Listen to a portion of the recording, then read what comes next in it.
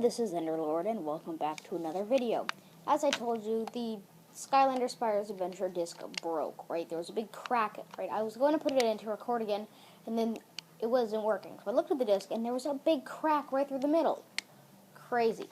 So in the comments in the Skylanders video, I promised that I would bring you guys a new series, and this is it, Spyro the Dragon. Now, this is a pretty old game. This game is on the PS1. This thing's kind of ancient. I think the game came out in 1993. Anyway, yeah. That doesn't quite matter right now because. So yeah, I've played this game a few times, and pretty much the dragons are talking bad about this nasty Nork, right? I think those things over there. See those green things on the hill?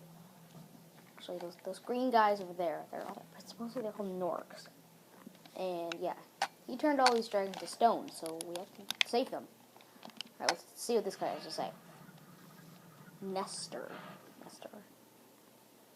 you for releasing this time. Bring 10 dragons in the Artisan world, then find the balloons. He'll transport you to the next one. What about Nasty Nork? I'm going after him.